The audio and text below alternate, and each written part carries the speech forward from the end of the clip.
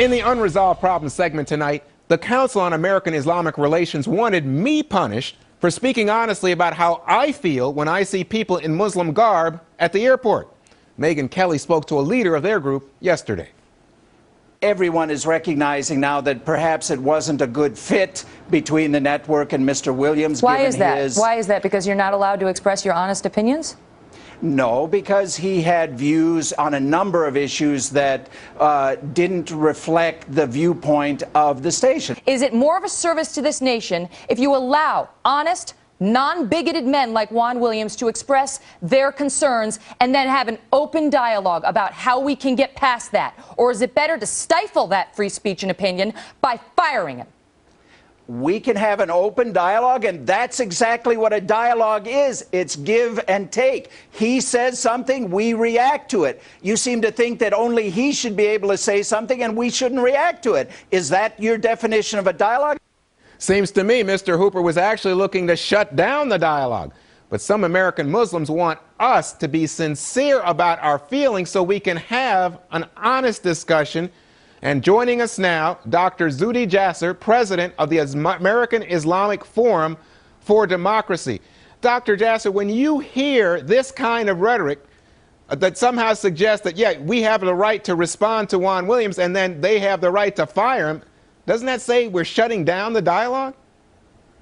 Well, Juan, you know, all I can tell you is welcome to our world, and that you are collateral damage in a war of ideas where groups like CAIR that come out of the ideology of political Islam are all about diversionary tactics, about avoiding the real problem that we have in our ideology of theopolitical transnational movement that includes groups like the Brotherhood, that many of these groups were hatched from. So they're all about diverting it, talking about Islamophobia, talking about bigotry, when in fact they are wanting to divert it from, you know, the issue of fear that you so appropriately brought up is just the first layer of the discussion, because deeper within that is the root cause of terrorism, which is an ideology that feeds that, and groups like CAIR don't want to talk about reform. They don't want to acknowledge that, you know, he in this interview with Megyn continued to talk about Muslim concerns that he represents. Well, we're a diverse community that's represented by, I think, most American Muslims that aren't victim mongers, that take seriously our responsibility for reform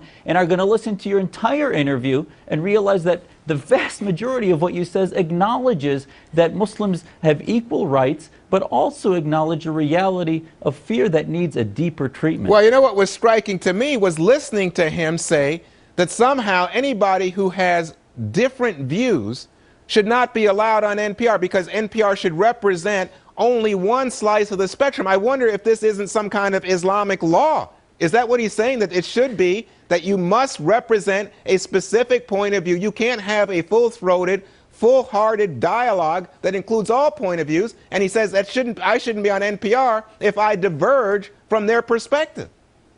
Exactly. I mean, this is the issue, is that constantly they don't make statements about the limitation of free speech when Muslims are a majority. That happens in Iran or Saudi Arabia or elsewhere. And the interesting thing is how he kept saying how you diverted, Juan, from the NPR ideology. Interestingly, though, their ideology internally is about anti-feminism, anti-gay rights, and other issues that I just can't understand how the left at NPR even tolerates with groups like CAIR, because they're not looking into the depth of how they treat internally, which is within the House of Islam, that many of us want to reform. And by focusing just on minority issues and Islamophobia, we're not even getting past the gates in the reform we have to have within the community. But now, Dr. Jasser, here's the thing. These folks are celebrating. These folks are having a party tonight because they say they got rid of Juan Williams at NPR. NPR danced their tune. They won. And I'm going to ask you this. Now, is this the way that you think that the Islamic community in the United States feels good, that they're somehow advancing their cause with the American people by limiting a sincere, serious discussion about terrorism and its links to the Muslim community, specifically radical extremist Muslims?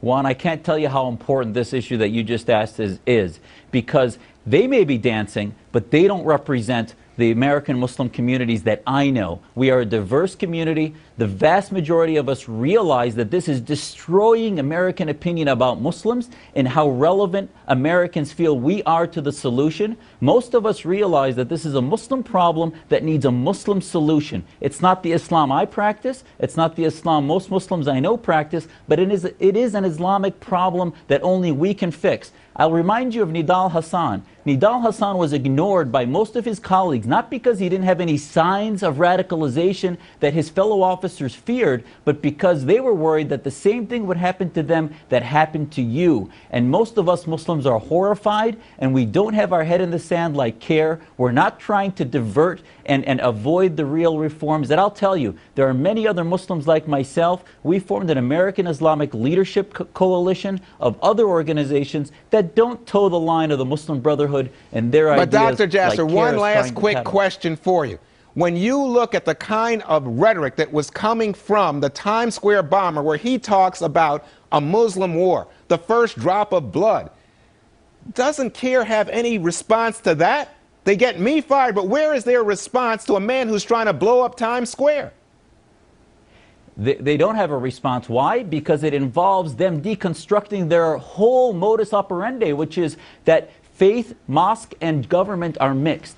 In order to fix the problem of that Muslim soldier that mixes the Islamic State with government, where this society to him is an anathema, we have to separate mosque and state and go through modernity, go through an enlightenment process that delegitimizes their entire ideology of existence. Dr. Jasser, MPAC and other groups let me tell you something. You are in the good fight. We don't hear enough about people like you taking the fight to the bad guys.